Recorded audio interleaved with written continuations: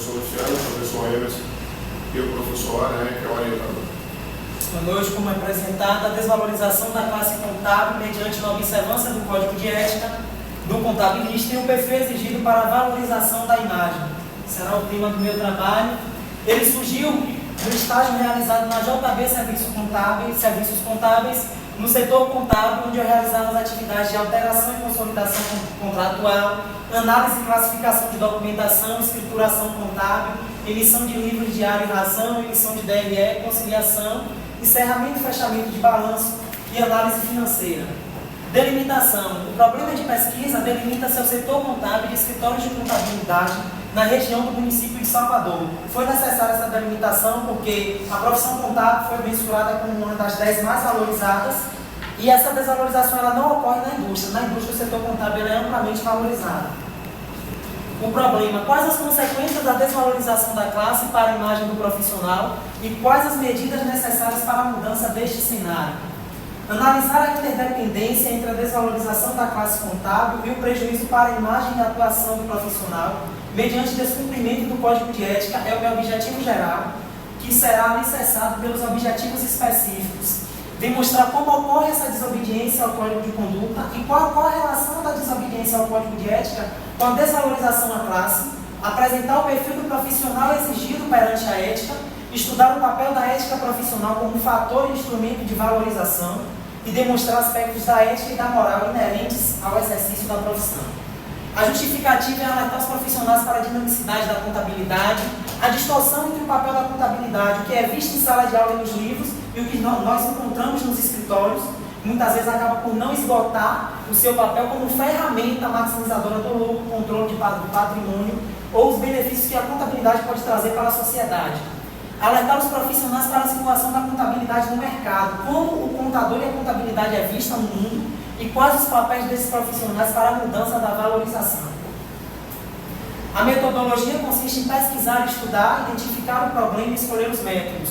Os métodos foram levantamentos de dados, pesquisa bibliográfica para conseguir um embasamento teórico, pesquisa documental através das leis e resoluções do CRC e a observação participante. A observação participante ela é prática inerente do estágio, porque o observador ele participa ao mesmo tempo que ele está incluso no problema que ele visualiza.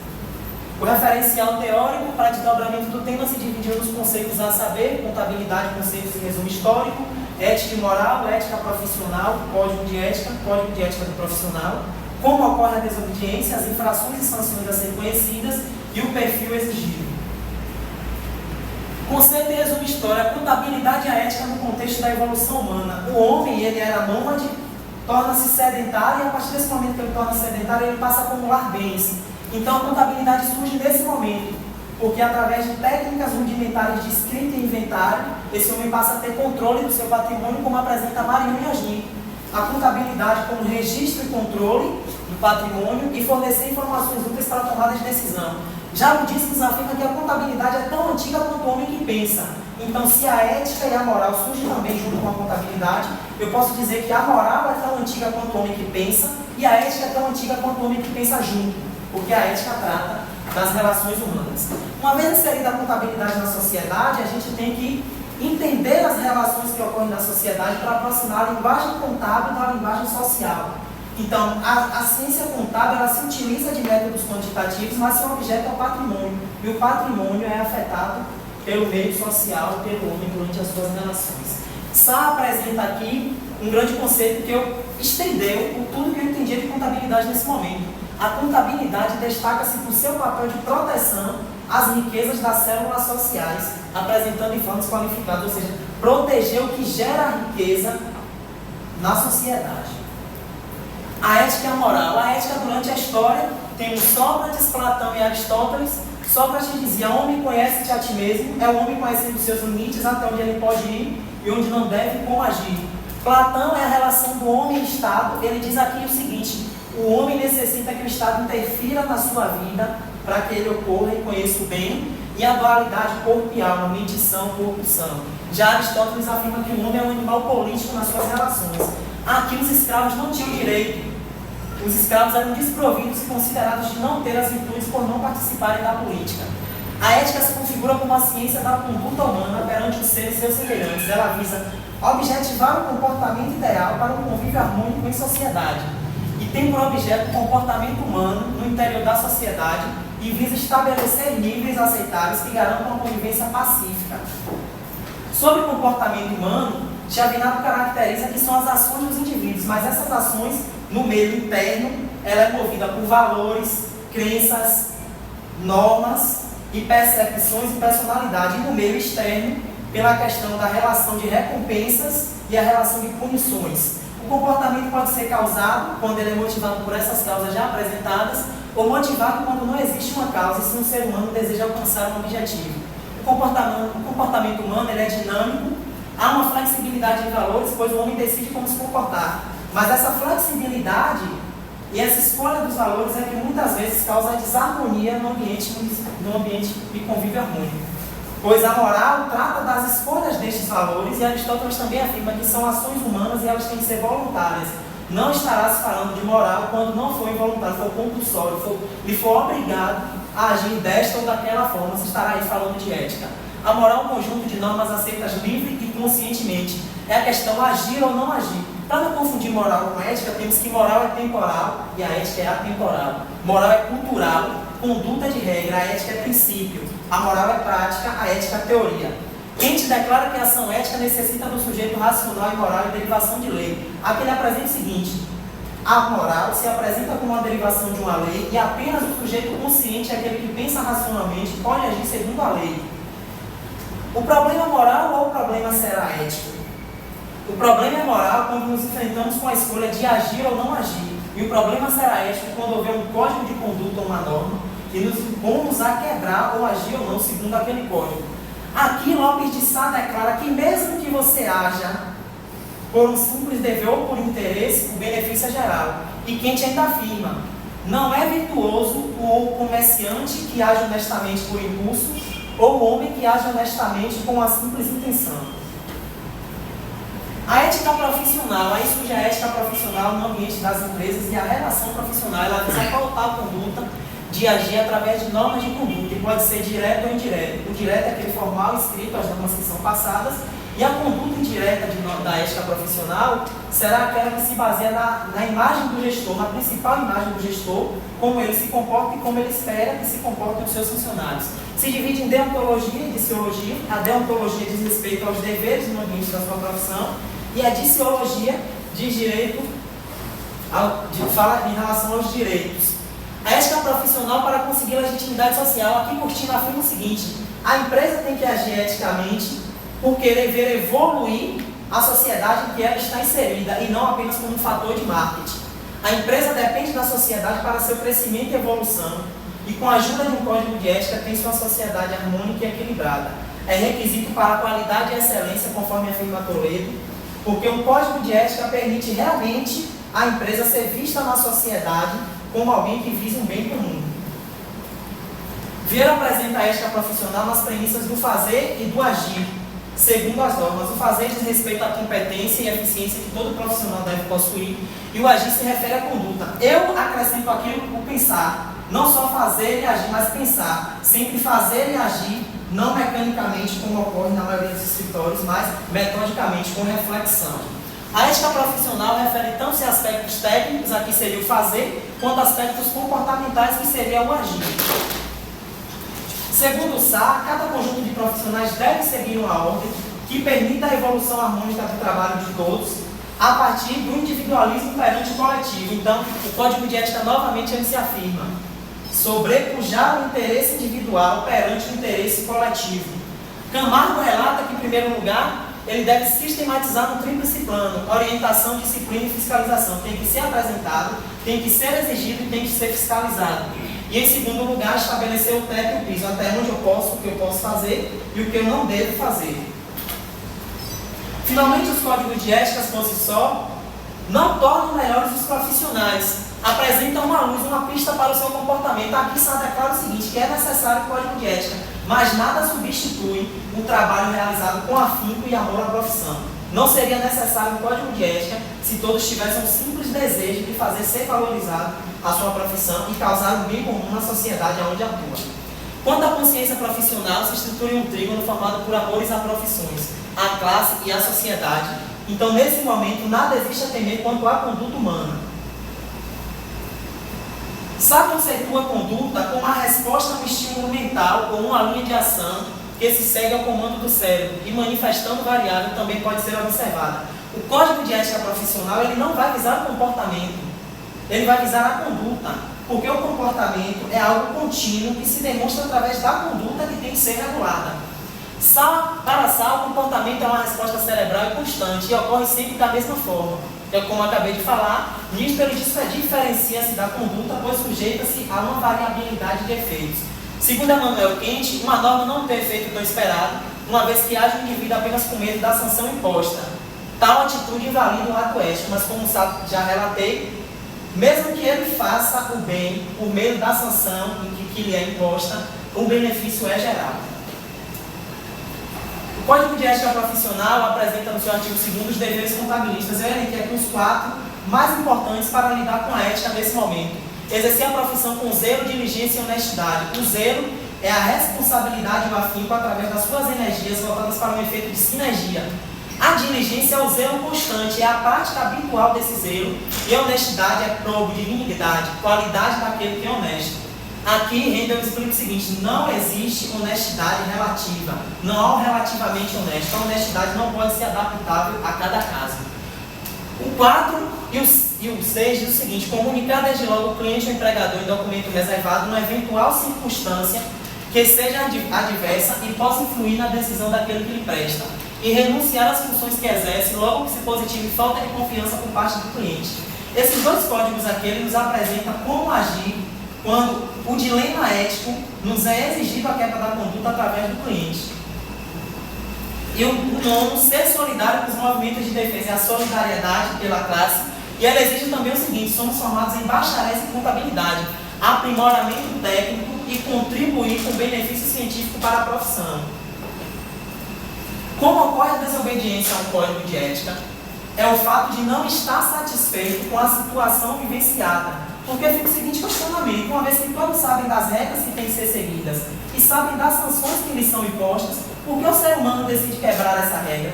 Porque ele considera o benefício da regra maior do que o custo. E segundo, porque ele aparece a oportunidade que vai lhe dar uma situação momentânea para a fuga da situação vivida. Além da insatisfação, a negligência, o ato desonesto, a imperícia, a educação moral flexível, o determinismo genético, que merece uma atenção especial, e as influências ambientais.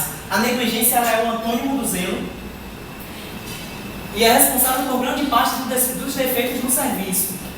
O ato desonesto são atos que, referindo aos interesses patrimoniais, morais e de imagens, podem ser praticados com lesão à confiança que alguém deposita. Aqui há 3 funções da confiança: a confiança com a sociedade, a mais difícil de conquistar, que espera que a empresa age pelo bem comum; a confiança do cliente, que espera que você pratique o melhor serviço; a confiança do governo, que é aquela confiança em que ele espera que você cumpra a legislação nos âmbitos das mais diversas esferas do poder.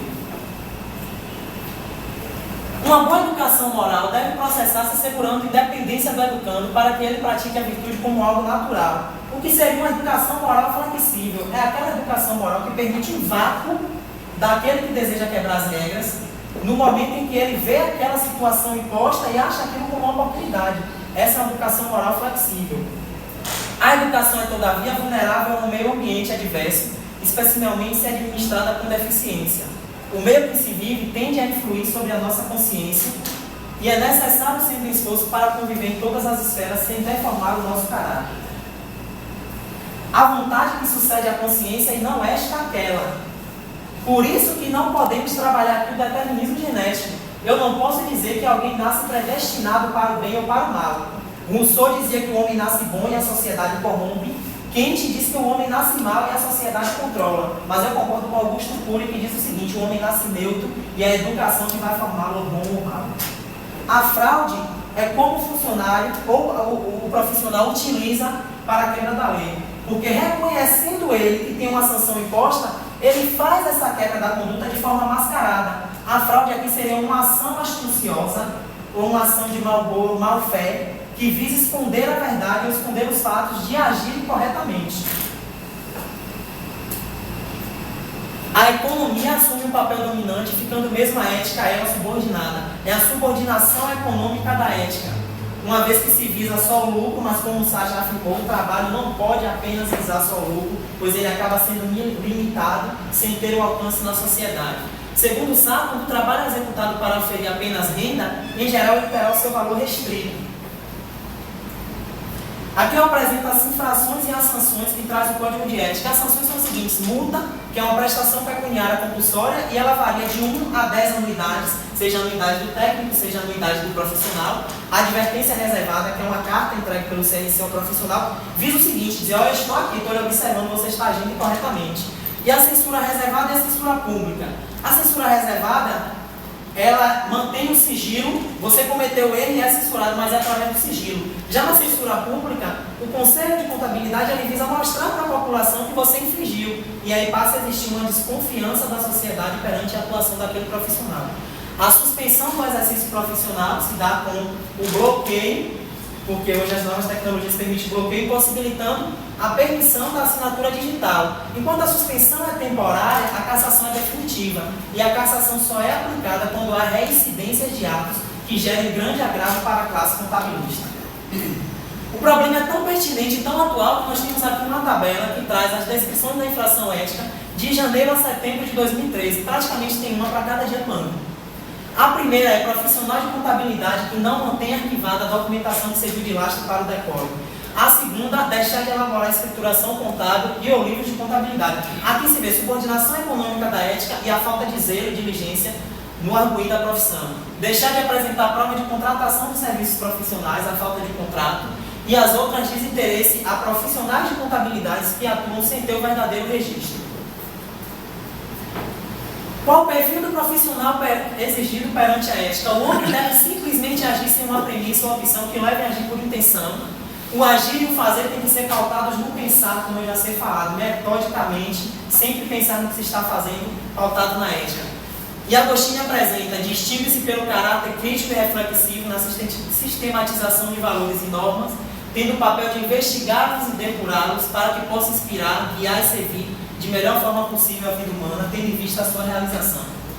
O valor ético do esforço humano é, pois, variável de acordo com o seu alcance em comunidade, buscar fazer seu trabalho se expandir além da empresa. Grande utilidade à profissão contábil, pois baseia-se na consciência de que é por levar às células sociais a eficácia que se consegue o bem-estar das nações. E o argumento mais relevante é que, caso a sociedade não reconheça o nosso interesse em defender a ética, a nossa profissão passará a estar desacreditada perante a sociedade. E isso é o que menos desejamos. Quanto à análise, a ética direciona os indivíduos para o bem comum através da norma e regula esse interesse. No ambiente perfeito, a ética é obedecida associada a uma forte educação moral, causa um efeito sinérgico e ao alcance da legitimidade social. Já no modelo de gestão imperfeito, ocorre a subordinação econômica da ética. Os profissionais encontram dificuldades em seguir as normas e condutas impostas, podendo acarretar perda de credibilidade pela empresa e sociedade. Respondendo aos objetivos, o Código de Conduta é instrumento de valorização. Os aspectos da ética e moral inerentes ao exercício da profissão consistem nas prerrogativas do bem comum e da legitimidade social. O papel da ética como fator de valorização é qualidade necessária e intrínseca para o profissional alcançar prestígio e honra. E a realização do estágio constatou-se os dilemas éticos enfrentando o perfil do profissional exigido para enfrentamento das mais diversas situações, pautar-se na boa conduta e na boa moral. Quanto à conclusão, a solução, realmente, a matriz essencial será sempre a educação. A adequada educação é que vai proporcionar respaldo para enfrentar os dilemas éticos com a boa conduta moral. E não nos falta, nas instituições e no momento de ensino, mestres que cumprem o desafio de educar ética e moralmente. Um absurdo, 2 mais 2 igual a 5, todo mundo deve se perguntar. Mas muitas vezes nós ouvimos profissionais dizer 2 mais 2 é quanto o cliente quer. Não, 2 mais 2 jamais será quanto o cliente quer. Porque para aquele profissional que conhece as normas e condutas éticas da profissão, 2 mais 2 será sempre igual a 4. Agradeço a todos vocês. O primeiro livro que vocês podem consultar será Lisboa, Ética Geral e Profissional, e Lopes de Sá, que nos apresenta uma contabilidade muito mais ampla. Muito obrigado.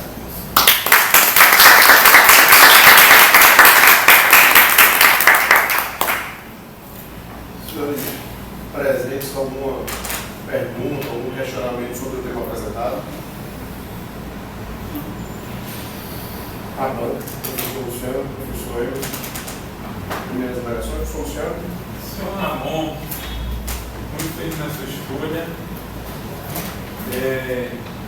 Principalmente na sua referência, eu gostei do que foi no seu trabalho. Quente para falar sobre ética é maravilhoso. Eu acho que o iluminista iluminou você que já é iluminado. Eu tenho só parabéns pela sua apresentação. É algo questionado. Você já me respondeu nessa apresentação. Qualquer pergunta vai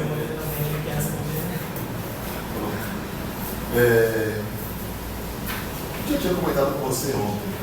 Eu estou trabalhando um trabalho bom.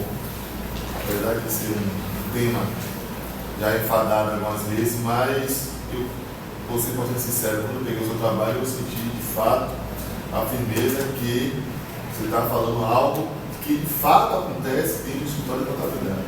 E as pessoas que sobrevivem, que vivem do escritório de contabilidade, com certeza se deparam com situações que você acabou de enfadar. É complicado demais mesmo. E eu acho que a pessoa que trabalha, o profissional contábil que trabalha, infelizmente, quando ele quer iniciar sua carreira profissional de escritório de contabilidade, infelizmente, ele não pensa como você falou. Ele age. Por que ele age? Porque ele quer o quê? Ter experiência. Ele quer ter a vivência. Então, infelizmente, ele não pensa, ele age. É o que você vai falar do pica-pau. Vai fazer por curso. Mecânico, entendeu?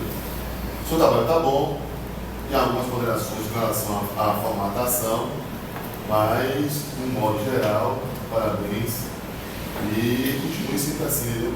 Até porque eu conheço você da base, pensei que você é um bom aluno. Bom, fiquei com um trabalho árduo, então. Os professores fizeram esses elogios. Que bom. Então, vamos lá.